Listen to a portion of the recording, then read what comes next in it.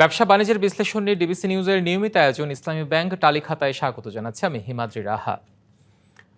Share বাজারে তালিকাভুক্ত কোম্পানির মূলধন বৃদ্ধি এবং ডিভিডেন্ড ব্যবস্থাপনা আরও সহজ ও কার্যকর করতে একাধিক গুরুত্বপূর্ণ নীতিগত সিদ্ধান্ত নিয়েছে Bangladesh securities and exchange commission BSEC. নতুন সিদ্ধান্ত অনুযায়ী নিয়ন্ত্রক সংস্থা কর্তৃক পুনর্গঠিত পরিচালনা পর্ষদের ক্ষেত্রে যৌথভাবে 30% শেয়ার ধারণের বাধ্যবাধকতা মূলধন বৃদ্ধির ক্ষেত্রে আর বাধা হিসেবে বিবেচিত হবে না। পাশাপাশি এই ক্যাটাগরিভুক্ত ব্যাংকগুলোকে নিজস্ব ব্যাংকেই ডিভিডেন্ড অ্যাকাউন্ট সংরক্ষণের অনুমতি দেওয়া হয়েছে। দর্শক, এসব নিয়েই তালিকাতার আজকের আলোচনার বিষয়, মূলধন বৃদ্ধি ও ডিভিডেন্ড ব্যবস্থাপনার নতুন সিদ্ধান্ত কাজে আসবে। আলোচনায় সাথে আছেন বাংলাদেশ সিকিউরিটিজ অ্যান্ড এক্সচেঞ্জ কমিশনের সাবেক চেয়ারম্যান ফারুক আহমেদ সিদ্দিকী এবং ঢাকা স্টক এক্সচেঞ্জ লিমিটেডের সাবেক সিনিয়র সহ সভাপতি আহমেদ রশিদ লালী। দুজনকে স্বাগত ইসলামী ব্যাংক তালিকাতায়। আমরা শুরুতেই ফারুক আহমেদ সিদ্দিকী আপনাকে দিয়ে শুরু করতে চাই। একটা নীতিগত সিদ্ধান্ত আমরা দেখলাম যে গতকাল তারা নিল। সবকিছু মিলিয়ে যদি আপনার কাছে রাখা, আসলে এমন সিদ্ধান্ত শেয়ার বাজারকে আদৌ কতটা গতিশীল করবে সার্বিক প্রেক্ষাপট বিবেচনায়? দেখেন, আমার মনে হয় যে সিদ্ধান্তটা নেওয়া হয়েছে যে আগে যে একটা সিভিল ছিল যে স্পন্সর ডাইরেক্টরস এবং ডাইরেক্টরস মিলে কমপক্ষে 30% শেয়ার সংরক্ষণ করতে হবে তাদের জন্য, এটা এখন এই শর্তটা উঠিয়ে দেওয়া হয়েছে। এটার সঙ্গে আমার মনে হয় বাজার গতিশীল হওয়া বা না হওয়া এটার তেমন কোনো সম্পর্ক নাই। আমার মনে হচ্ছে যে বিষয়টি এইরকম যে এটা প্রধান রেগুলেটর যারা, তারা যদি এই ধরনের সিদ্ধান্ত নেয় যে বোর্ডটা ভেঙে দিয়ে পুনর্গঠন করে, তবে সেক্ষেত্রে এই 30%-এর যে শর্ত, এটা হবে আপনার গ্রহণ করা হবে। এটা প্রাইমারি মানে আমার মনে হয় যে ব্যাংকিং সেক্টরকে সামনে রেখে আমার ধারণা এটা করা হয়েছে। বাজারের সঙ্গে গতিশীল বা স্লোথ করার সম্পর্ক এটা নেই। কারণ দেখা যাচ্ছে যে অনেক ব্যাংক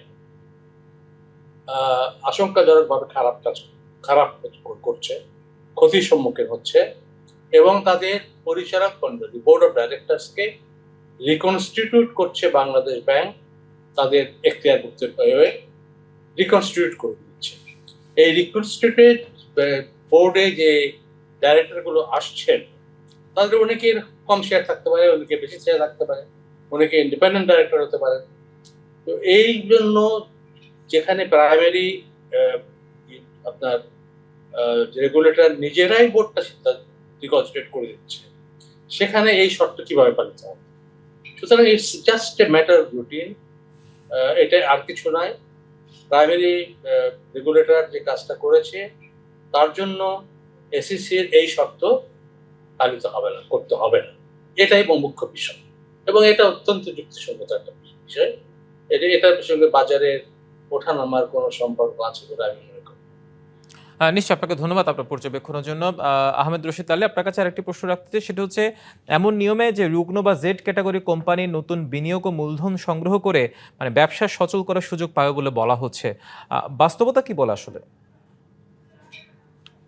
দেখেন, আমার কাছে যেটা মনে হয় যে এইটা স্যার যেটা বললেন সম্পূর্ণ আমি একমত এবং এখানে রিস্ট্রাকচারিং করে কোম্পানি রিস্ট্রাকচার করে এইটা বিষয়টা হচ্ছে যে আপনাকে জেড গ্রুপে আপনার কোম্পানি যদি সম্পূর্ণ শেয়ার সেল করে যদি দেয় ইসেকে একটা নতুন ম্যানেজমেন্ট চেঞ্জ হয় তাহলে একটা হতে পারে, বাট আদারওয়াইজ এই ম্যানেজমেন্ট চেঞ্জ না হওয়া পর্যন্ত এই পুরান ম্যানেজমেন্ট রেখে কোনো আপনি কোনো লাভ পাবেন না এই আইনটা চেঞ্জ করার পরে। বাট আমার মনে হয় যে রিস্ট্রাকচার করা কয়টা কোম্পানি আছে যারা রিস্ট্রাকচার করেছে তাদের বোর্ড, ভেরি রেয়ার, খুব কম, এমন দেখি না আমি তেমন।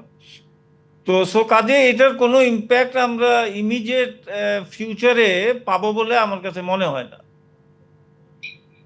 নিশ্চয়ই, আরেকটি বিষয় আমরা যেটা জানতে চাই সেটা হচ্ছে যদি ইম্প্যাক্টই না পাই তাহলে এই ধরনের সিদ্ধান্তগুলো আসলে কতটা কাজে আসবে?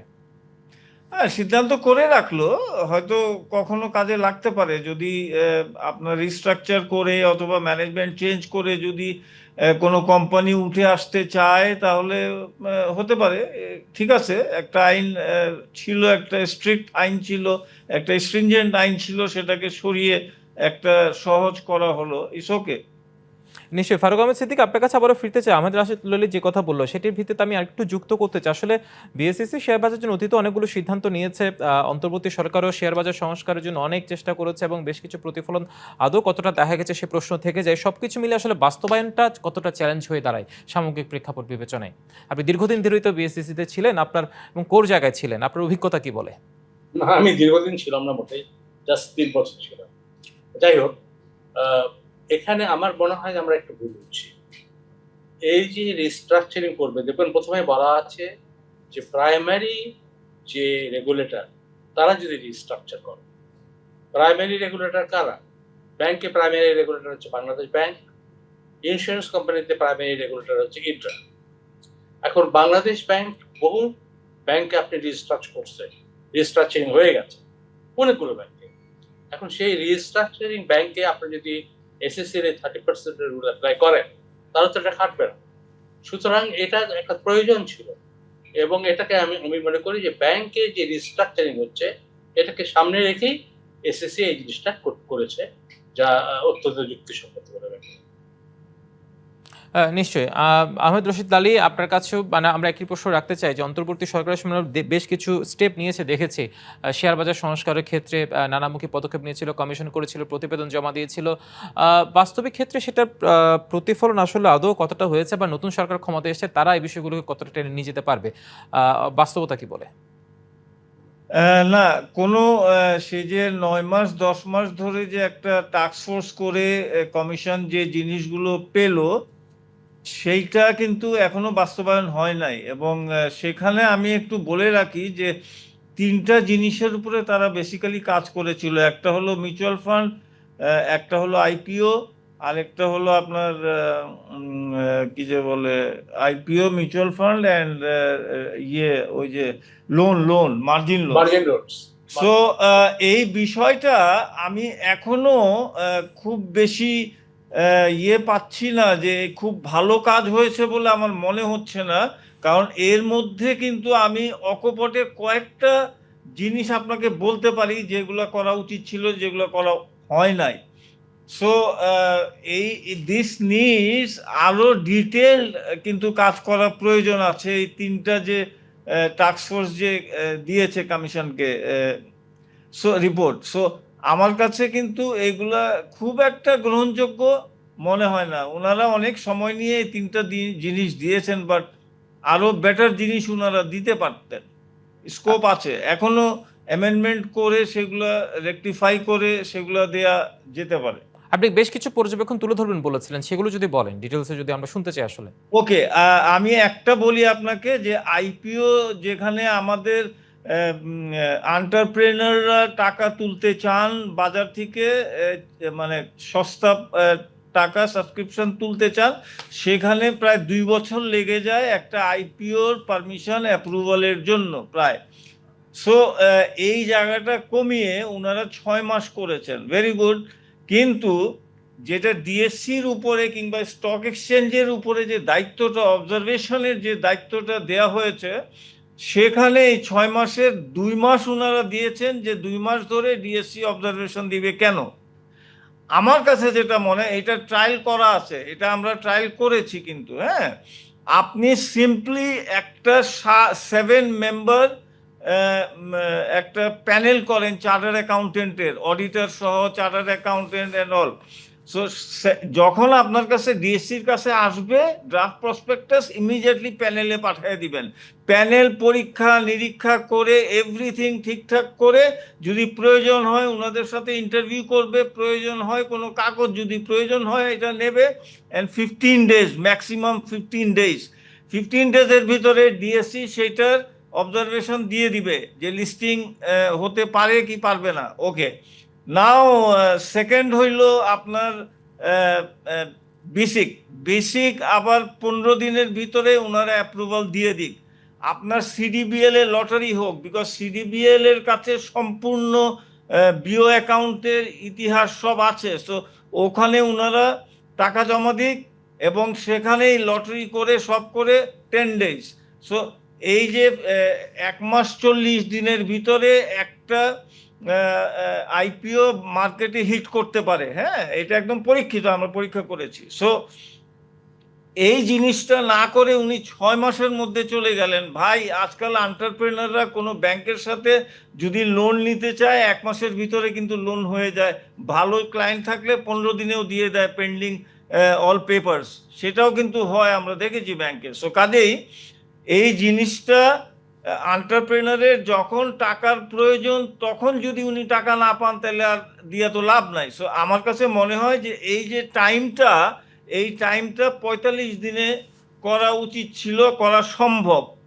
নাম্বার 2, দেখেন মার্জিন লোনে আপনার ইন্ডিয়াতে কি আছে, ইন্ডিয়ান এক্সপিরিয়েন্স নিলেও কিন্তু হয়ে যেত। মার্জিন লোন কল হলে পরে at the end of the trading ইন্ডিয়াতে ওনারা এটাকে পাঠায় দেয়, মার্জিন লোন যেটা নিয়েছে নোটিশ, কল নোটিশটা ওনারা পাঠিয়ে দেয় সাথে সাথে আফটার দ্য ট্রেড, এবং সেই নোটিশের মধ্যে থাকে যে কালকে ট্রেড শুরু হবার সাথে সাথে আপনি এই পেমেন্টটা যদি না করেন তাহলে আমরা ফোর্স সেলে চলে যাব। সো কাজেই এই জিনিসটা কিন্তু যদি হয়ে যেত মার্জিন কলে, মার্জিন লোনে এই জিনিসটা অ্যাড হলে পরে কিন্তু বিনিয়োগকারীরাও 1 বছর 2 বছর এই মার্জিন লোন রাখতো না, এবং একসাথে যে মার্জিন লোন মানে মার্জিন লোনের যে শেয়ার ফোর্স সেল হয় হুম হুম। সেটা একসাথে ফোর্স সেল না হয়, টাইম টু টাইম ধাপে ধাপে সুযোগ ছিল। নিশ্চয়ই আমরা আরো একটি বিষয় যেটি মার্জিন এছাড়া আরো কিছু বেশ কিছু পর্যবেক্ষণ নেব ফারুক আহমেদ সিদ্দিক আছে, কিন্তু তার আগে আমরা একটা বিরতিতে যেতে চাই। বিরতির পর আপনাদের সাথে আলোচনায় ফিরবো। দর্শক, বিরতি নিচ্ছি ব্যবসা বাণিজ্য বিশ্লেষণী ডিবিসি নিউজের নিয়মিত আয়োজন ইসলামী ব্যাংক তালিখাতায়, সাথে থাকুন। আবারও স্বাগত জানাচ্ছি ব্যবসা বাণিজ্যের বিশ্লেষণী ডিবিসি নিউজের নিয়মিত আয়োজন ইসলামী ব্যাংক তালিখাতায়। বিরতির পর আমরা জনাব ফারুক আহমেদ সিদ্দিক, আপনার কাছে আমরা ফিরতে চাই। আপনাকে দিয়ে আমরা আপনার কাছে বিরতির আগে আপনি যেমন বেশ কিছু পর্যবেক্ষণ তুলে ধরেছেন, এবার আপনার কাছে যে প্রশ্নটি রাখতে চাই সেটি হচ্ছে অন্তর্বর্তী সরকার বেশ কিছু সংস্কার প্রস্তাবনা তুলেছিল, যেগুলো আহমেদ রশিদ লালী বিরতির আগে তিনি অনেকগুলো তার পর্যবেক্ষণ তুলে ধরেছেন। এ পর্যায়ে আরেকটি বিষয় যুক্ত করতে চাই, সেটি হচ্ছে শেয়ার মার্কেটের সংস্কারে যত পদক্ষেপে নেওয়া হোক না কেন, প্রত্যেকটা রাজনৈতিক সরকার আসে যায়, তার বেশ কিছু পদক্ষেপ নেয়, কিন্তু ফাইনালি দেখা যায় খুব একটা যে কাজ আসে তা কিন্তু না। কেন এমনটা হয়? সেটা কি রাজনৈতিক সদিচ্ছার অভাব, নাকি অভ্যন্তরীণ কোনো দ্বন্দ্ব বা তাদের অভ্যন্তরীণ কোনো সদিচ্ছার অভাব?